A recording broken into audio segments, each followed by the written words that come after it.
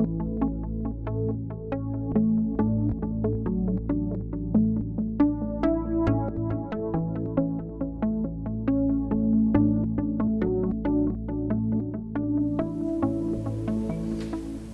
la parte metabólica es muy importante poder agarrarla a largo plazo. Entonces tenemos la parte de salud. Se dan cuenta que uno define la salud cada día con cómo se alimentó, ¿sí? Con cómo vivió a nivel de estrés y al final de cuentas cómo durmió esa noche. Porque si uno durmió mal esa noche, el perfil hormonal es malo al día siguiente. Si uno se estresó ese día, se acabó las hormonas de ese día. Y si uno se alimentó mal, pues simplemente es un trueque por la comida y ya no le quedaron a uno para funcionar. Y entonces, más o menos nuestros días se basan ahí. Por eso es que la gente, sobre todo en diabetes, dice, mire, yo tengo días buenos y tengo días malos. Tengo días de 300 de glucosa y tengo días de 100, que es una representación realmente de la energía de una persona, de la productividad de una persona. Y claro, menos que uno balancee cómo vive la persona, el resultado va a ser errático. Y lo que queremos es justamente que no sea errático. Entonces todo el perfil metabólico tiene que basarse en eso. Digamos, nosotros tenemos una de mis pacientes que yo aprecio mucho, controlamos quistes al final a repetición, porque cuando yo la conocí tenía un cuarto de ovario. Claro, cada quiste que hacía le quitaban un pedazo del ovario. Y entonces pues, la conocí, no tenía hijos y nos dedicamos a controlar el perfil metabólico y logramos que 3 años y medio no se hiciera ningún quiste. De repente a los 3 años y medio, un quiste hemorrágico. Una mala comida, un día de una ovulación. Claro, y el problema es, digamos, justamente el conocer cómo funciona el cuerpo, se resolvió, ya tuvo su hijo y todo lo que necesitábamos, pero es interesante, ¿verdad? Porque uno en esa parte podría decir, sí, pero yo tuve 3 años y medio buenos. Y a uno le van a decir, sí, pero tuviste uno malo. Nosotros en ginecología tenemos al final un dicho que dice, 1000 partos para ser bueno, uno para perder la fama. No importa cuánto haga uno positivo, si al final de cuentas el negativo costó más. Y por eso es que uno en la vida necesita crear rutinas de vida. Porque las rutinas de vida es la única forma de mantener ese perfil a largo plazo. Porque no vamos a tener la voluntad de levantarnos cada mañana, al final de cuentas, y levantar y decir, sí, hoy tengo que hacerlo bien. Esa voluntad no va a durar tanto, pero la rutina sí. Y este tema al final es la parte del ovario poliquístico, de lo que vamos a hablar hoy. Y entonces queríamos definirlo desde el lado metabólico en un perfil físico, un perfil metabólico y un perfil hormonal. Entonces, la primera dinámica del perfil físico es justamente que la mujer con ovario poliquístico el 50% gana peso y el 50% no. Porque al final es un problema de insulina y glucosa, pero no precisamente un problema de peso. Y la razón por la cual las mujeres delgadas con ovario poliquístico no ganan peso fue porque no crearon suficiente grasa de niñas para poder subir peso. Pero si lo hubieran creado, estarían subiendo peso. ¿Sí? Hay un mayor vello corporal, por lo que decíamos, digamos, son mujeres que funcionan alteradas en el ciclo menstrual, tienen una alteración de la progesterona y por eso mantienen más testosterona, pero la testosterona o las derivaciones de ese canal que platicábamos ocurren a nivel de la grasa, no precisamente de la sangre. Y por eso es que la mayoría de ellas, al medir la testosterona, va a ser normal. Pero claro, cuando uno ve el perfil de cuerpo, son mujeres que tienen más vello y generalmente es más vello desde niñas. Solo se acentúa el desarrollo. Puede haber más acné, no es una característica de esto, y son mujeres que viven poca inflamación. O sea, la mujer con ovario poliquístico rara vez le duele al menstruar. ¿Sí? No son mujeres que padecen gastritis generalmente o colon irritable, no suelen tener síntomas articulares y rara vez padecen enfermedades respiratorias tipo sinusitis, rinitis. Luego viene el perfil metabólico, y el perfil metabólico era lo que platicábamos, tienen alta insulina, pero también generalmente tienen alta glucosa. Ya la curva se empieza a elevar. Una curva de glucosa no debiera ser un pico hacia arriba. Ya en ellas, cuando uno hace las curvas de 5 horas, ya uno encuentra un perfil que ya no está normal, y entonces en lugar de tener solo la derivación hormonal de la hipoglicemia, tienen una derivación hormonal también de la hiperglicemia relativa. Y aquí empieza una lucha un poco médica, cuando de repente yo voy a llegar a alguien a un 140 y le digo, mire, eso no es normal. Claro, de repente la ve otro médico y le dice, mire, pero todavía no llegué a 200, no se preocupe. Claro, 200 es una diabetes. 140 es, miren, ya no funciona normal. Pero nosotros decimos que en el instituto hay que avisarle cuando alguien va camino a enfermarse, porque avisarle cuando ya se enfermó es 15 o 20 años después de lo que debimos haber advertido. Luego en el perfil hormonal tenemos un desequilibrio, por supuesto, de la insulina, que ya hablamos de va a engrosar tejidos, va a engrosar tanto tejidos como piel, tejido cardiovascular, va a disminuir la fertilidad. El problema del ovario poliquístico no es generalmente tener un ovario débil para quedar embarazada. Es más, el ovario es de película, solo hay que saberlo manejar. El problema es que tienen órganos pélvicos débiles que reciben menos a los embriones, ¿sí? O muchas veces quedan embarazadas y tienen más pérdidas. Tienen una alteración de los estrógenos, porque como el ciclo menstrual es largo y ellas ovulan cada 35 o más días, digamos, tienen por lo menos 20 o 25 días de estrógeno. A más estrógeno, pues más alteraciones del tejido mamario, más alteraciones a nivel de cáncer endometrial o fibroadenomas o miomas. Entonces, por eso es que el secreto está en regular el ciclo menstrual. Y existen al final desequilibrios en todo el tejido de la cortisona, que ellas suelen tener un poquito más de vello desde niñas y tienden a ganar más peso en el desarrollo. El ovario poliquístico es un reflejo de la mala función del páncreas, ¿sí? Y esto es lo que uno, como desde el lado metabólico, desde el lado ginecológico, le tiene que explicar a una mujer. El ovario poliquístico no es un ovario enfermo. El ovario poliquístico es un reflejo en espejo de un páncreas que no funciona bien. Entonces lo que uno debe arreglar es el páncreas. Puede ser que una vez arreglado el páncreas también existe una disfunción ovárica, pero no es la regla. Si no arreglamos el páncreas, el ovario poliquístico no se va a corregir. Y claro, regresamos a corregir un páncreas, significa saber cómo estresarse, saber cómo dormir y saber cómo alimentarse. Y esta es la regla de la parte del ovario poliquístico. Esta es la mujer que normalmente al empezar a menstruar empieza a ganar peso. Y va siempre tratando de ganar peso para menstruar. Y eso es muy importante porque el día que uno la baja de peso, si ella fue irregular y se reguló con 50 libras más, uno sabe que va a empezar a ser irregular de nuevo. Y uno se lo debe advertir. Pues claro, vamos a ir batiendo para tratar de mejorar todo eso. Entonces, regular el ovario al final es regular la insulina y regular la glucosa. La forma de vivir es la base. Es decir, el vivir mejor les va a dar más o menos un 55 a 60% de beneficio en el resultado. El usar metformina o usar al final moduladores de la glucosa que no quedan de más, les va a dar un 25 más por ciento de oportunidad de esto. No pelean, pero solo con medicamentos va uno corto. Es decir, si en la medicina uno cree que una pastilla va a solucionar vivir mal, eso no funciona.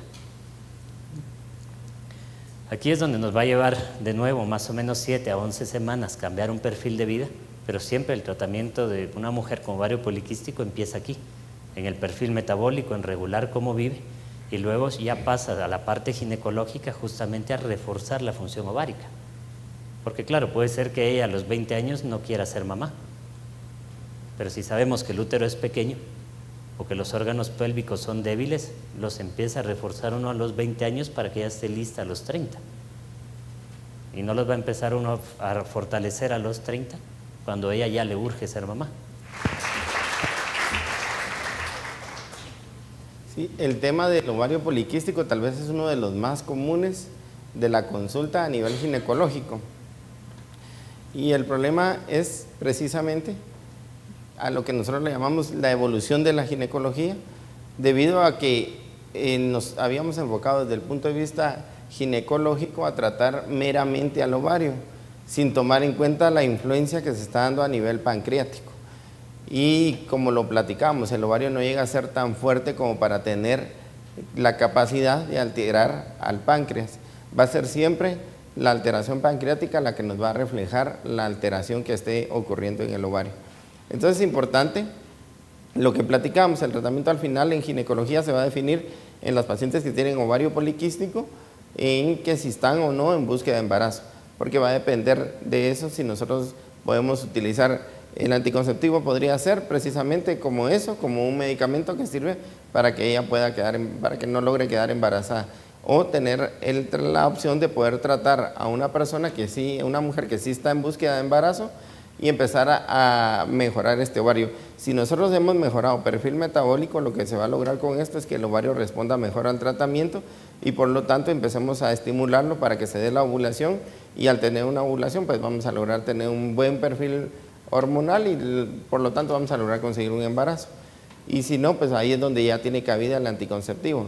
Entonces el ovario poliquístico sigue siendo una consulta muy frecuente en ginecología, como les decía, debido a que son pacientes que están cambiando constantemente de anticonceptivo, porque nuevamente regresamos al ejemplo que ponía el doctor Miranda de si tenemos un carro lastimado y nosotros queremos empezar a que le componemos por aquí, le componemos por allá y no lo estamos llevando con un experto que le va a resolucionar el problema real, entonces el carro va a funcionar bien, pero cuando vuelva a fallar o cuando se le exija otra vez vuelve a detenerse.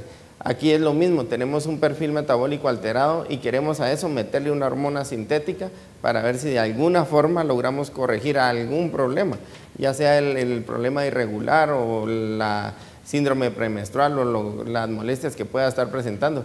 Y entonces en esa búsqueda de tratar de corregir alguno de los problemas, de todos los problemas que ella pueda estar presentando, les toca muchas veces ir por todos los medicamentos anticonceptivos que hay. Pero aquí lo que proponemos es el tratamiento a nivel metabólico para lograr tener un mejor resultado. Entonces el tratamiento médico siempre va encaminado al fortalecimiento de la ovulación natural. La idea es lograr corregir ese metabolismo y luego ya lograr hacer una ovulación espontánea para tener una buena función ovárica. Al tener una buena función ovárica, pues la paciente se mantiene con todos los beneficios que habíamos mencionado. La regulación del ciclo menstrual siempre va a estar dada, como lo mencionamos al inicio, va a tener sus dos etapas. Vamos a necesitar una función estrogénica y progestágena y vamos a necesitar también la regulación del equilibrio propiamente de la grasa corporal. Entonces es lo que les decía, las pacientes con síndrome de ovario poliquístico, vale la pena mencionar que en ginecología se han descrito y cada vez más fenotipos de ovario poliquístico, que es porque empezamos a ver que habían pacientes con ovario poliquístico con sobrepeso, ovario poliquístico sin sobrepeso, ovario poliquístico con sobrepeso y resistencia a la insulina, ovario poliquístico con resistencia a la insulina, sobrepeso, y empieza, que cuando uno viene a ver se empieza a confundir quién es, y uno trata de encajonar a cada paciente y ver la tablilla y decir, bueno, ella sí tiene sobrepeso, sí tiene vello, pero el azúcar está bien, pero no, entonces empieza a perderse, y si no tenemos un diagnóstico claro, pues el tratamiento tampoco va a ser el ideal. Entonces lo que teníamos que hacer era regresar al origen del problema real, estar viendo qué fue lo que ocasionó que la paciente al final llegara con sobrepeso y una anovulación, o que no modificara el peso, pero de todos modos el problema anovulatorio seguía, la alteración ovárica seguía. Entonces ya conociendo el problema original, pues empieza a tratar de esta forma y con eso logramos tener el resultado de llevar al fin a la paciente a una función ovárica adecuada. Nuevamente, lo que mencionábamos, ¿verdad? En este caso, la terapia láser va enfocada a tratar de hacer una prevención. Lo más importante aquí, prevenir cánceres ginecológicos. ¿Por qué? Lo que decíamos, este tipo de pacientes, este tipo de mujeres se están exponiendo constantemente a niveles altos de estrógeno, y entonces esa sobredosis de estrógeno o esa cantidad extra de estrógeno les va a predisponer a algún estímulo a cánceres endometriales, a cánceres en problemas a nivel mamario. Entonces lo que nosotros tratamos de hacer es el cambio a nivel propiamente del tejido con las terapias láser. La debilidad del tejido la vamos a lograr corregir igual con sesiones de láser, como les estaba diciendo, toda vez tengamos un perfil metabólico ya corregido también. Y lo más importante aquí, porque para evitar el aparecimiento de infecciones constantes, infecciones vaginales a repetición, por este desequilibrio hormonal, siempre vamos a tener la alteración metabólica, el perfil hormonal va a estar alterado y por lo tanto va a estar alterada también la protección a nivel vaginal.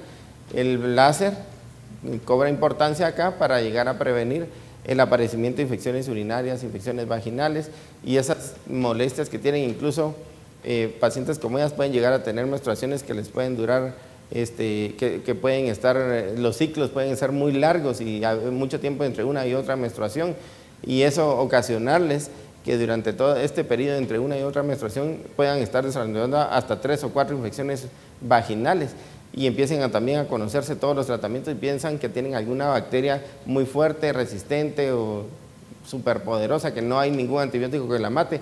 En realidad sí se logran controlar las infecciones con los tratamientos. El problema es que la vagina se vuelve a infectar y se vuelve a infectar y se vuelve a infectar. Y entonces lo que tenemos que hacer es fortalecer el tejido, y la terapia para fortalecer el tejido, pues la terapia que mejor resultado se está dando es la terapia láser, la estimulación o la bioestimulación del tejido. Y aquí pues ya cobra importancia un poquito más el aspecto quirúrgico, ¿verdad? El decir que muchas de estas personas o muchas de estas pacientes que han tenido problemas de quistes han tenido que ser sometidas a algún procedimiento quirúrgico, ¿verdad? Y no propiamente una cirugía láser, probablemente ha sido una cirugía abierta y muchas veces ya nos toca tratar a la paciente cuando ya tiene 1 o 2 exploraciones pélvicas por quistes ovarios, el ejemplo que poníamos, que el problema es que cada vez que desarrollan un quiste pueden quitar el pedazo de ovario y vuelve a desarrollar otro quiste porque el problema básico no se había corregido y se vuelve a hacer otra cirugía y quitan otro pedazo de ovario y otro pedazo de ovario, y cuando nos venimos a dar cuenta nos hemos metido en un verdadero problema por no tener ovarios, en el que ya cuesta lograr hacer que la persona logre tener una calidad de vida adecuada. Entonces el tratamiento quirúrgico en el momento que sea necesario o que de veras se necesite para las pacientes, pues lo ideal sería poder hacerlo a través de cirugía laparoscópica, ¿verdad? Lo menos invasivo que se pueda. No solo la recuperación es mucho más rápida, menos dolor, menos molestias, con todas esas ventajas, sino que hacerlo a través del láser. Como les decía, la tecnología láser lo que nos permite es que no tengamos que lastimar tanto el tejido, porque la idea sería poder empezar a tratar a estas pacientes en una edad temprana. Entonces vamos a preservar la reserva folicular para que cuando ellas quieran llegar ya a la búsqueda de embarazo se les haga sencillo y no tengan que verse en las complicaciones que algunas veces han tenido que llegar a tener algunas de las pacientes. Entonces esa es la idea, ¿verdad? Tener ya cuando la paciente tiene que llegar al tratamiento quirúrgico, ofrecerle la posibilidad de tener la cirugía laparoscópica, que es como lo estamos haciendo, y a la cirugía laparoscópica incorporarle la tecnología láser, con todas las ventajas que tiene el láser, de ya no tener electricidad entrando directamente al tejido ovárico, destruyendo algunos de los folículos que van a ser importantes posteriormente, y no tener que estar haciendo resecciones de ovario y quitando ovario, para no tener que vernos nosotros en la necesidad más adelante de ver cómo podemos restituir todo el perfil hormonal a las pacientes. Gracias.